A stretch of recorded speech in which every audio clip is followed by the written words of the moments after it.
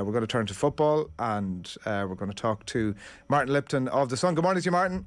Good morning, how are we? Are you home or are you still out there? I'm in Istanbul, so I've had to draw the curtains because it was too bright. It's a lovely view, but you can't see it because the curtains have been drawn. Good broadcasting sensibilities, fair play. A long, drawn-out affair as usual? Oh, God, it goes on and on, doesn't it? After half an hour, nothing's actually happened. It's like, come on, just draw the balls out. And in the end, you get an interesting draw, actually. Pretty good for the English clubs. Two really good groups, actually. The one with Bayern Munich and Barcelona and Inter, and then the one with Juventus as well is quite interesting. But the English clubs, let's be honest, if they don't go through, it's their own fault. I mean, they've got pretty passable groups. Yeah, and Tottenham, when you look at Frankfurt, Sporting Lisbon, Marseille, while they don't have a great record in France, and Marseille are packed with plenty of ex-Premier League players, including a handful of Arsenal players, of course, as well. Overall, a pretty decent draw for Tottenham. I think they'll take that. I mean, the view was they wanted Eintracht Frankfurt as the top seed. They thought they were the weakest, and obviously they've lost players, including Kostic, since last season. Sporting sold Nunez. They're always a difficult team, but they're not the best team in the world. They were champions 2 years ago, but not last season. And Marseille are a reasonable side, but Tottenham should still win that group. I think that's the expectation within them now. It doesn't mean they're going to go all the way to win the competition, but they would be pretty confident of reaching the quarterfinals. I think that's their target for the season. You didn't bump into Dele Alli in the airport at any point? I haven't yet. I mean, obviously, if I do see him as he comes in, that'd be great. I just want him to play football. I think it's been what's happened over the last 2 or 3 years. It's been really sad, actually, and a lot of it's got to be down to Dele himself. I think he was broken by Mourinho, actually. That didn't work for him, and Mourinho wanted to do to Dele what he did to Joe Cole, and tough love to make him work. And footballers are wired differently these days, I think, and Dele Alli didn't appreciate being treated in that way, and I think it added to a sense of him falling out of love with the game. And the thing about him, he was that this mixture of infectious enthusiasm and a bit of a nasty streak when required. And we've seen neither of those, actually, for 2 or 3 years. And the Everton move was a disaster, let's be honest. It means one start and a handful of appearances and has done nothing in an Everton shirt. And the fact they got rid of him within 6 months or 8 months tells you, I'm afraid, all you need to know. That piece there about losing your love for the game and losing your energy, that's something you can rediscover, though, right? Especially if you remove yourself from the spotlight of England. If that's what we're saying it is. It's an attitude thing that obviously it's not just his own fault. It is obviously the people who are maybe looking after him. Like, that is something that you would think that in an ideal world he could rediscover.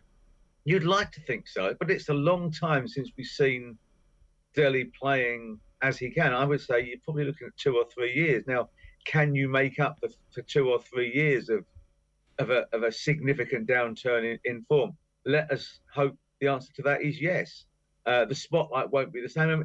It will be quite big. I mean, we are talking about a mad football country here in Turkey, and he's playing for Besiktas, which is the team which is just around the corner from this hotel. But you overlook the ground from the other side of the hotel, so it shows how close it is in the heart of the city. It's the smaller, I suspect, of the 3 big Istanbul clubs, because a lot more attention goes to Galatasaray and Fenerbahce. And they've also got Besiktas here, who won the title a couple of years ago as well. So there are 4 big clubs in Istanbul now. But it won't be what he's used to. It will be a different environment. And also, let's be brutally honest, he won't be able to read what they're saying in the newspapers or saying about him on television. He won't know what they're saying. So that might help. Do you think that got to him in the past, the press in England? I don't think it helps. I think when things are going badly, it becomes a sort of a cycle of decline, doesn't it? And you take things more personally. You're aware of what's being said, and all of these things come together. Here it will be what he does on the football pitch, and he'll be equally accountable to himself, but he won't have the same degree of external footballing distractions, I don't think, because, as I said, I don't suppose he speaks a word of Turkish. Not many people do outside of Turkey. So it will allow him just to get on with being what he has to be. But then again, he's got to be willing to do that and be able to find his form and to make significant impacts in games and prove that he can play again, because otherwise there's a serious talent in danger of going to waste. Yeah, and at 26, it looks like almost in some ways that his career is petering out in a way. Somebody 10 years his senior. Just one last one. Have you a sense, Martin, that his choice to, like you said about the stink, I suppose maybe at Everton, that his choice now to go and play football, albeit out of the spotlight at a club like Besiktas, is like is a positive thing for him, that he's trying to take control almost of his own career, get a bit of football, and get his career back on track? I hope so. Yeah, I mean, look, the talent is unquestioned. We saw it in those first 2 or 3 years at Spurs in particular. He was one of it was generational talent you thought you had there, and the goals he scored, the quality he possessed, the ability he had to hurt teams. And that's what made him an England international. That's what saw him scoring in a World Cup quarter-final 4 years ago.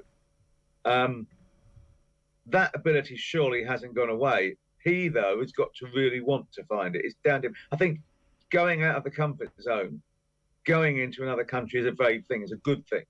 And you've seen other players thrive outside of England. But it's only a good thing if he's not just trying to escape from himself. If he's doing it because he really wants to put his career back on track, that's brilliant.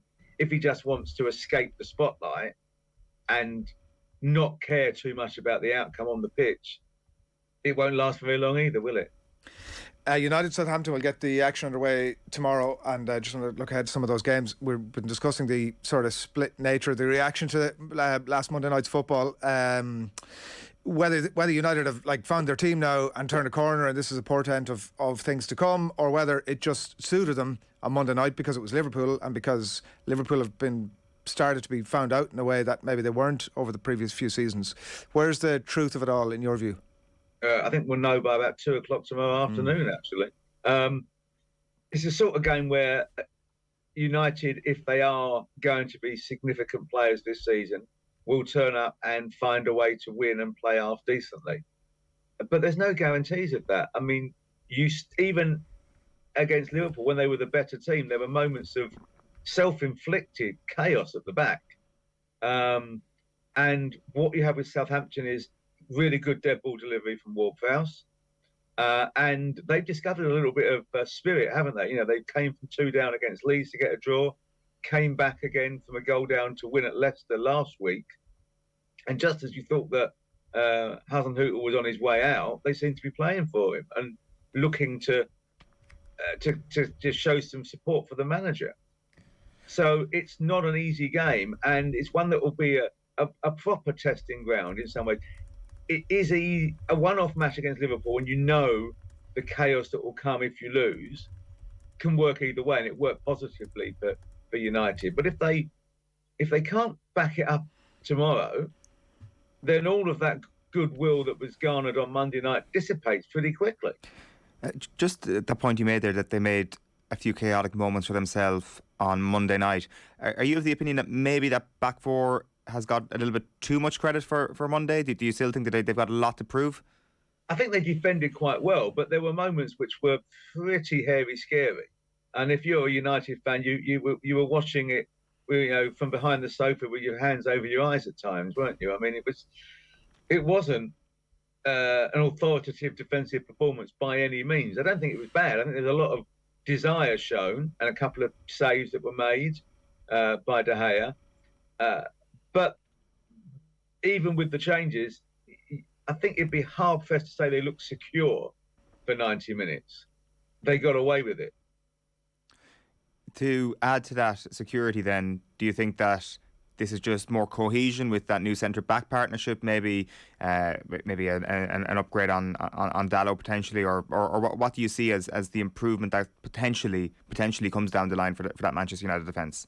Yeah, you want a better right back, wouldn't you? Let's be honest about that. But it is game time. It's playing together. You want a settled unit if you can have one. Now, it looks as though he wants to play 3 of those, as it were, the left back and 2 centre halves. The Maguire's going to be on the bench for the moment. If he can get a right back he trusts, that will help. But also, they've got to have the shield. We'll see whether Casemiro, if and when he starts, can provide that shield as well, because that gives more security to the team. So we haven't seen yet, because of the recent arrival, what United are going to be in terms of the stability of the side. Nominally, at least with Casemiro in, even at 30, they should be better. I mean, he's an experienced, wily old soul, and he'll make a tactical foul when he has to. He'll give them that safeguard, I think, in front of the back four, which should allow the more attacking players to a bit more leeway and room to play in. So from a United perspective, it could be the start of something infinitely better than they saw in the first two games. Yeah, and as you say, it's only watching them is going to tell, particularly against maybe some of the lesser teams. What's your sense on the Liverpool side, Martin? I was definitely of the view last season that they were quietly rebuilding. The Diaz coming in, the form of Jota. Suddenly, there's a lot of question marks about the direction of this team. Yeah, I mean, if you've been told 2 years ago that Liverpool would go into a big match with a midfield of Milner, Henderson and a teenager in Harvey Elliott, you'd have thought, no, that's ridiculous. That's old Liverpool. That's not a Klopp Liverpool. And it didn't look like a Klopp Liverpool, did it, on Monday night? I thought they were exceedingly poor. The loss of Mane appears by the day to be more significant than people thought it might be. And that's not to discredit the effort and performances of Diaz. I think he's been really good. But Mane gave them something extra. And also he could play through the middle if he had to. He was able to stretch teams, had a bit of the devil in him when he needed to. I mean, got away with a few elbows last season, let's be honest about it, in a few games when he could have been sent off and didn't. But he gave them that extra bit of physicality. Teams were worried and wary of Mane.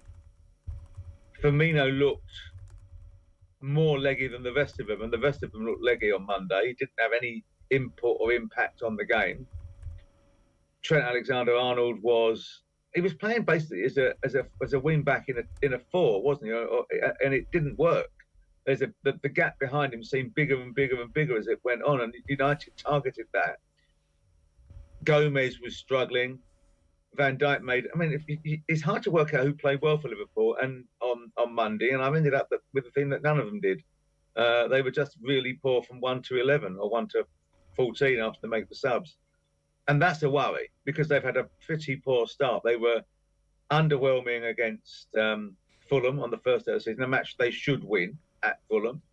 They were decidedly underwhelming with Núñez sent off against Palace, and they were even worse than that on Monday night. So they'll be quite happy they got Bournemouth at home, I think, rather than Newcastle away, which would have really tested them. After the opening 3 weeks, has your opinion changed on who might be best placed to challenge Manchester City then? I still think that Liverpool, if they're at full throttle, are the second best team. And I still think that Spurs should be best of the rest. Arsenal, though, have been excellent this season. There's no doubt about it so far.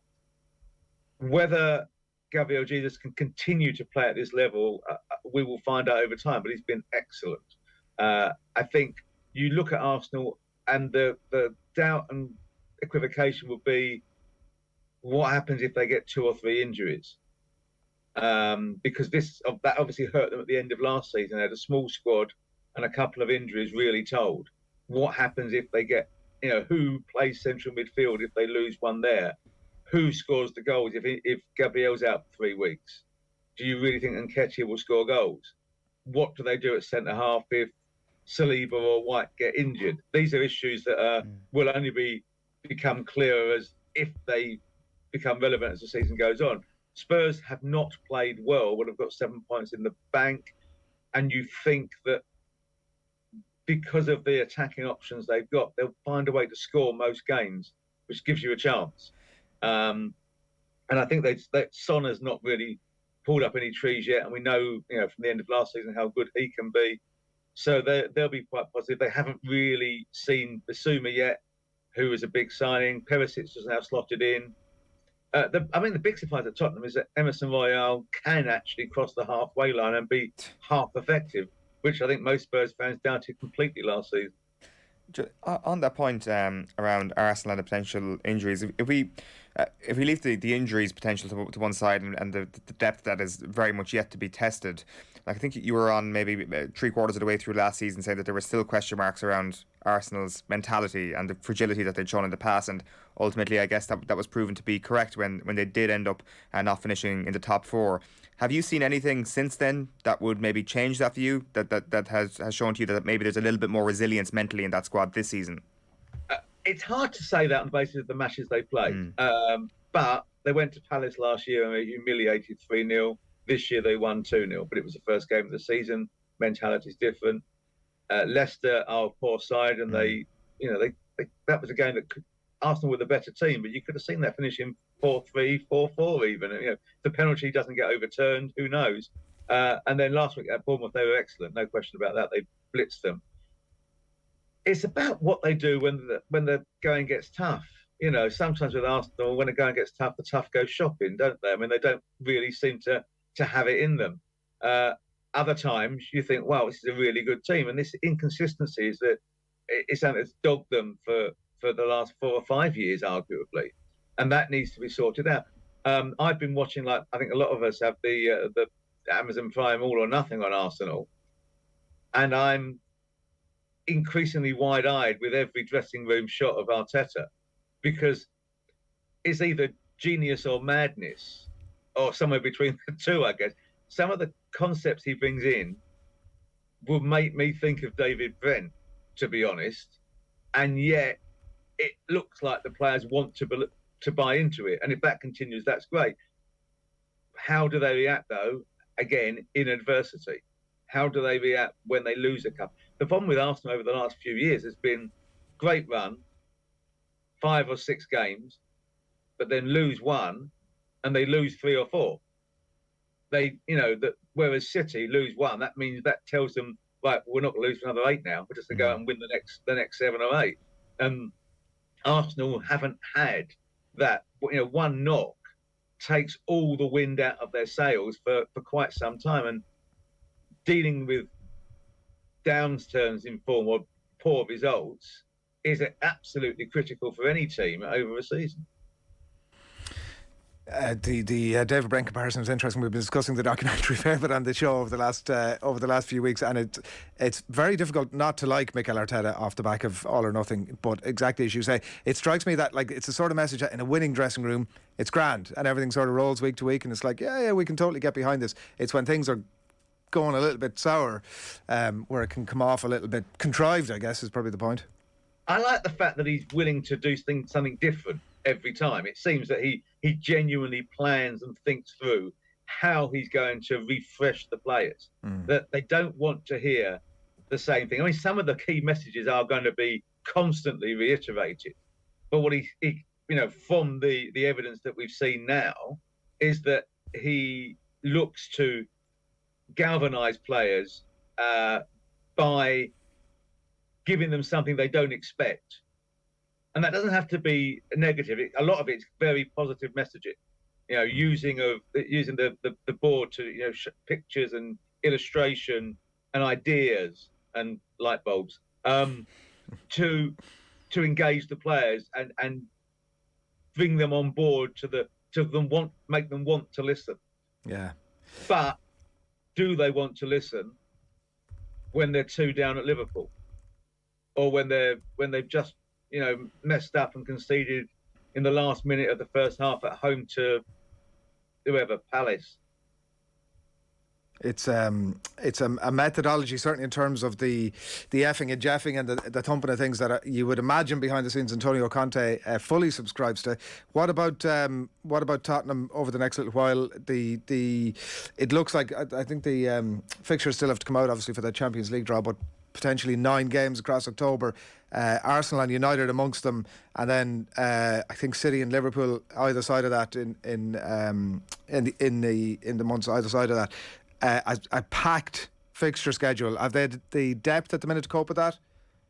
I think more so than last season, certainly. I mean, we will see everywhere. This is going to be the most difficult season for every club to manage, because by November 13, you've got, for the Big Six, you've got 16 Premier League games, 6 Champions League / Europa League games, and and the international break in the middle of that in September, where they're going to, potentially lose players, and also with a lot of players thinking, I don't really want to get injured now because I've got the World Cup in 2 weeks' time or 3 weeks' time.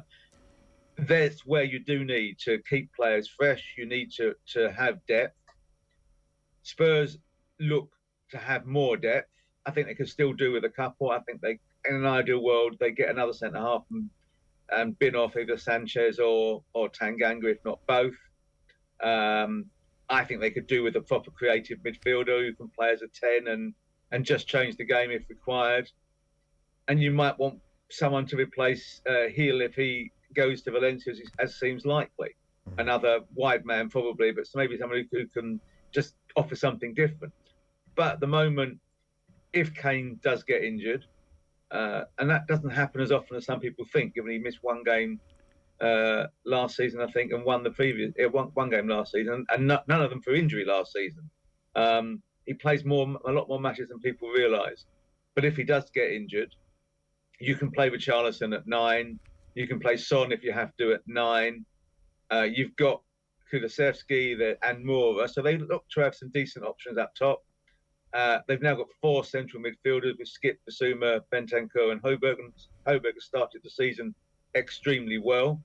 Romero, they played without him last week. He could be back this weekend, but that relationship with that trio of him, Dyer and Davis looks quite solid. Perisic has obviously given them depth. Sessegnon scored on the first weekend of the season, and he'll grow and learn from playing with Perisic. And they've now got 3 right-back options in Emerson, Doherty and Spence. So they look to be in a better place, certainly, than they were. But it's Spurs, isn't it? Let's be honest. Let's see where they are in December. Or actually not December, because none of them are in December, in January, when they come back after the World Cup. Quoting Roy Keane is probably the best place to leave that. Thanks, Martin. No worries. Take care. Good on you. Martin Lipton of The Sun there, talking all things football.